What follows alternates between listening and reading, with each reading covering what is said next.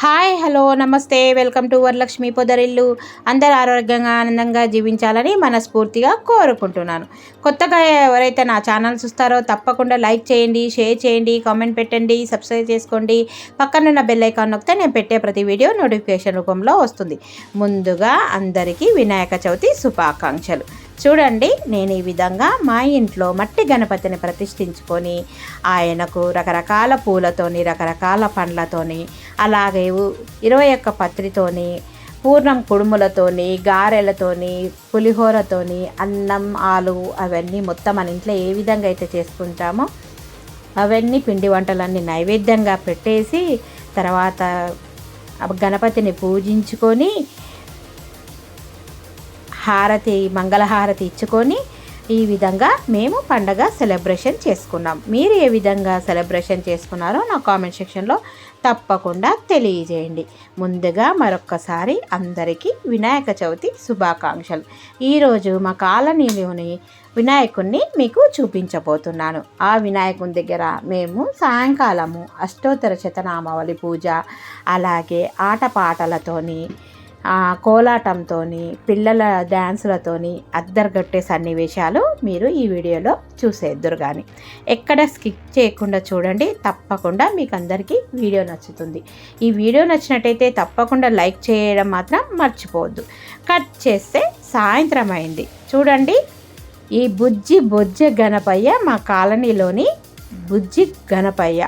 మాది gate and community venture అండి. ఈ వెంచర్లో ప్రతి ఇయర్ మేము ఇలాగే గణనాథుని పెట్టుకొని పూజలు చేసుకుంటున్నాం. ఈరోజు నేను కూడా మా కుటుంబ సభ్యులతో కలిసి పూజ చేయించుకుందామని చెప్పేసి పండగ రోజు మీకు వినాయకుడిని చూపిస్తున్నాను. ఈరోజు వినాయక చవితి రోజు అష్టోత్తర శతనామావళితోని పూజ చేయించుకుంటున్నాం. 108 నామాలతోని వినాయకుడిని మనము ఈరోజు పూజించుకుందాం. మీలో ఎంతమంది ఇలాగా అష్టోత్తర శతనామావళి ఇంట్లో చేసుకున్నా సరే, బయట చేసుకున్నా సరే, చాలా సిరి సంపదలతోని, ఆరోగ్యాలతోని, అష్టైశ్వర్యాలతోని, భోగ భాగ్యాలతోని, పసుపు కుంకుమలతోని, సిరి సంపదలతోని ఆ భగవంతుడు మిమ్మల్ని అందరినీ చల్లగా, నాతో పాటు మిమ్మల్ని కూడా ఆశీర్వదిస్తున్నాడని మనస్ఫూర్తిగా కోరుకుంటున్నాను. ఈ వీడియో ఎక్కడ స్కిప్ చేయకుండా చూడండి. మీలో ఎంతమందికి వినాయక చవితి గురించి తెలుసో కామెంట్ సెక్షన్లో తప్పకుండా తెలియజేయండి. ఈరోజు ఈ వీడియోలో మనము వినాయక చవితి గురించి తెలుసుకుందాము.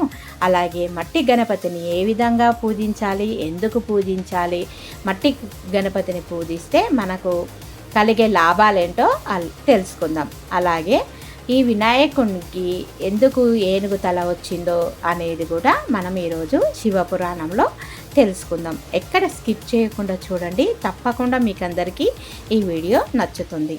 ఇక్కడ నేను మా శ్రీవారు అష్టోత్తర శతనామావళితోని అయ్యగారు చెప్పే నామాలతోని పూజ చేస్తున్నాము. మొదటి రోజండి.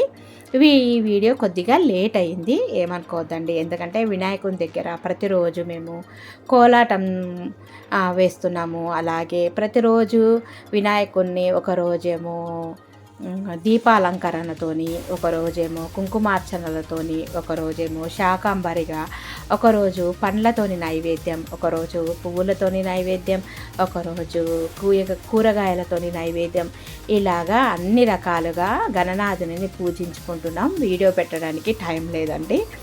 ఇంకా రేపు గణనాథుడు నిమజ్జనోత్సవం కూడా ఉంటుంది. ఇలాగే డే బై డే మా కాలనీలోని గణనాథుని గురించి మీకు తప్పకుండా చూపిస్తాను.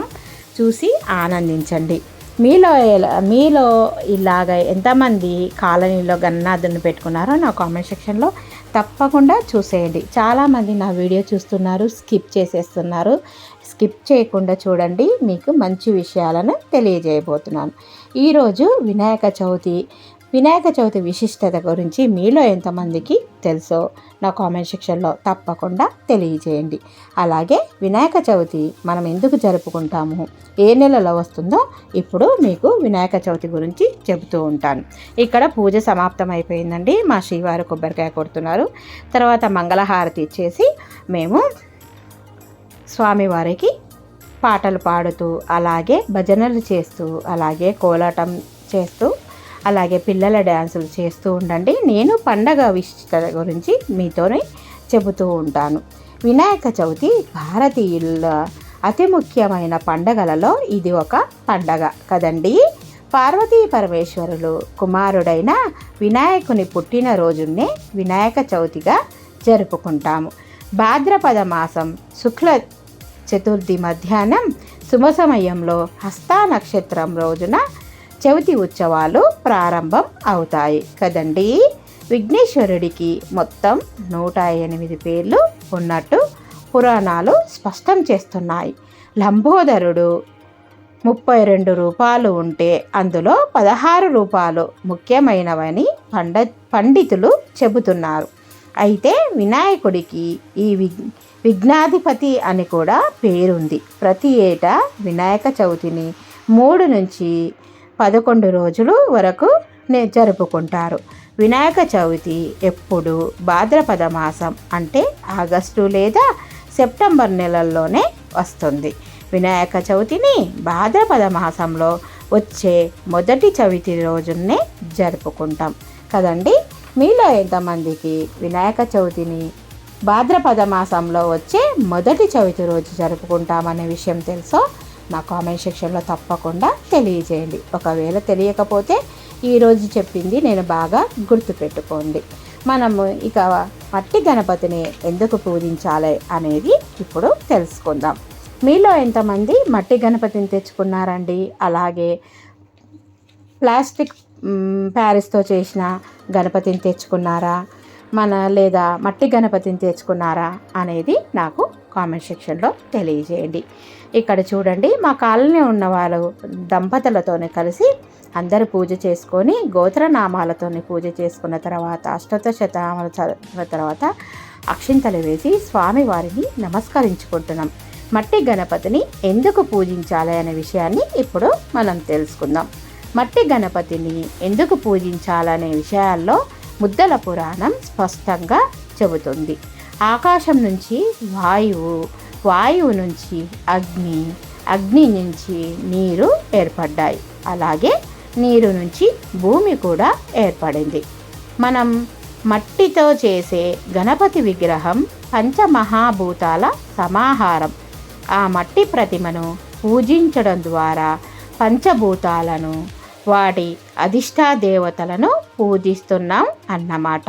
ఎన్నో విధాలుగా కనిపించిన పరమాత్మ ఒక్కడే అనే సందేశం మట్టి గణపతి ఆరాధనలో వ్యక్తమవుతుంది. మీలో ఎంతమందికి మట్టి గణపతి గురించి తెలుసో నాకు తప్పకుండా తెలియచేయండి. ఇదండి మనం అందుకే ప్రతి ఇంట్లో మట్టి గణపతినే పూజించాలని కోరుకుంటున్నాను. తెలుసు కదండి. ఇక్కడ మేము మా కాలనీ వాసులో శ్రీమూర్తులం అందరము వినాయకునికి బుజ్జి బుజ్జి గణపయ్య మా బుజ్జ గణపయ్య శరణం శరణం గణేశ శరణం అని ఆ పాటకు కోలాటము వేస్తున్నామండి. చూడండి, ఈ విధంగా మా కాలనీ వాసులందరము ఇలాగా విఘ్నాధిపతికి ఆనందోత్సాహాలతో పూజలు జరుపుకుంటూ చాలా సందడిగా చాలా బాగా జరిగింది. అలాగే వినాయక చవితి, అలాగే వినాయకుడు ఎలా పుట్టాడు, ఆయనకు ఈ ఏనుగు తల ఎందుకు వచ్చింది అనేది మనము ఇప్పుడు తెలుసుకుందాం. వినాయక చవితి హిందువులలో తొలి పండగ. భాద్రపద శుద్ధ చవితి రోజునే గణనాథుడు పుట్టాడని శివపురాణం చెబుతోంది. శివపురాణం ప్రకారం ఒకసారి పార్వతీదేవి స్నానం చేయటానికి శరీరానికి నలుగుపిండి రాసుకుంటూ మిగిలిన నలుగుపిండితో ఒక బొమ్మను తయారు చేసిందట. ఆ బొమ్మను తయారు చేసి ప్రాణం పోసిందట. అతడిని ద్వారం దగ్గర కాపలాగా పెట్టిందట. శివుడు వచ్చి లోపలికి వెళ్ళబోతుండగా కాపలా ఉన్న ఆ బాలుడు అడ్డుకున్నాడట. ఇరువురి మధ్యన యుద్ధం జరిగింది. ఆగ్రహంతో శివుడు ఆ బాలుడి తలను త్రిశూలంతో నరికివేశాడట. తల తెగిపడి ఉన్న ఆ బాలుడిని చూసి పార్వతీదేవి విలపించసాగిందంట. ఆమె రోదనను చూడలేక శివుడు ఒక ఏనుగు తలను తెచ్చి అతికించి ప్రాణం పోశాడట.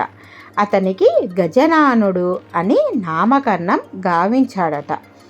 ఇదండి గణనాథుని కథ. మీలో ఎంతమందికి తెలుసో నా కామెంట్ సెక్షన్లో తప్పకుండా తెలియజేయండి. తన కారణంగా ఆ బాలుడు వికార రూపాన్ని పొందాడని తలిచి ప్రత్యాయామంగా అగ్రపూజలు జరుపుతున్నట్లు ఏర్పాటు చేశారంట సమస్త దేవతలు. అందుకోసానికే సమస్త దేవతలు గజనాథుని మూలమంత్రంతో పూజిస్తున్నారు. ఇక్కడ చూడండి, మా కోలాటం అయిపోయిన తర్వాత ఇతను మా కాలనీలో వాచ్మెన్. మాది gate and community colony.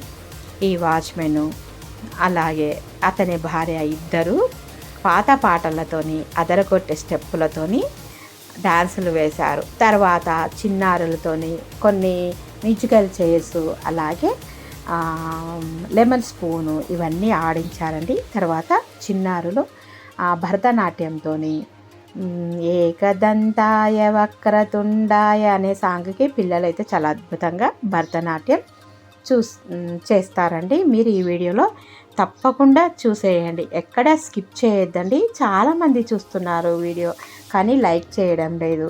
Like చేసి షేర్ చేసి సబ్స్క్రైబ్ చేసుకోండి. మీకు ఆ విఘ్ననాథుని గజనానుని ఆశీస్సులు తప్పకుండా లభిస్తాయి. చూడండి, ఈ దంపతులు ఎంత సుందర మనోహరంగా అందంగా స్టెప్స్ వేస్తున్నారో చూడండి, చాలా ముచ్చటగా ఉంది కదా ఈ జంట ఇలాగే కలకాలం నిండు నూరేళ్ళు ఉండాలని, ఆ గణాధిపతి ఆశీస్సులు ఉండాలని నాతో పాటు మీరు కూడా మనస్ఫూర్తిగా కోరుకోండి. తర్వాత చిన్నపిల్లల డ్యాన్స్ చూసేద్దాం. అంటే చిన్నపిల్లలు భరతనాట్యం అద్దరగొడతారండి. మీకు ఈ వీడియో నచ్చుతుందనే అనుకుంటున్నాను. నచ్చినట్టయితే తప్పకుండా లైక్ చేయండి, షేర్ చేయండి, కామెంట్ పెట్టండి, సబ్స్క్రైబ్ చేసుకోండి. మరో మంచి వీడియోతోని మీ ముందు ఉంటాను. ఈ వీడియో ఎక్కడ స్కిప్ చేయకండి. రేపు మా వినాయకుని దగ్గర మేము చేసుకున్న కుంకుమ పూజలు అలాగే సాయంత్రం దీపోత్సవం కార్యక్రమాన్ని మీకు ఈ వీడియోలో తప్పకుండా చూపిస్తాను. ఎక్కడ స్కిప్ చేయకుండా చూడండి. వీడియోని అందరూ తప్పకుండా చూస్తారని మనస్ఫూర్తిగా కోరుకుంటున్నాను. అలాగే మీరు ఈ వీడియో చూసినందుకు గణపతి ఆశీస్సులు మీ మీద ఉండాలని, ఆ దేవుడి ఆశీస్సులు మీకు కలగాలని మనస్ఫూర్తిగా కోరుకుంటున్నాను. ఉంటానండి. మరో మంచి వీడియోతోని మీ ముందుంటాను. ఈ చిన్నారులు చూడండి ఎంత చక్కగా డ్యాన్స్ వేస్తున్నారో. భరతనాట్యం ఈ కాలంలో ఎవరు పిల్లలు నేర్చుకోవడం లేదు, కానీ పిల్లలు చూడండి ఎంత చక్కగా నేర్చుకుంటున్నారో, ఎంత చక్కగా వేస్తున్నారో. నాకైతే చాలా ఆనందం అనిపించింది. మీరు కూడా పిల్లలు ఏదైనా నేర్చుకోవాలనుకుంటే కూడా ప్రోత్సహించండి, వాళ్ళని అడ్డుకోవద్దు. వాళ్ళకి ఏది నచ్చితే ఆ విధంగానే చదివించండి. ఆ విధంగానే పిల్లలకి ఇష్టమైనదిగానే మనం పెద్దవాళ్ళం కూడా వాళ్ళ కోరికలను అర్థం చేసుకోవాలని మనస్ఫూర్తిగా కోరుకుంటానండి. మరో మంచి వీడియోతోని మీ ముందుంటాను. బాయ్.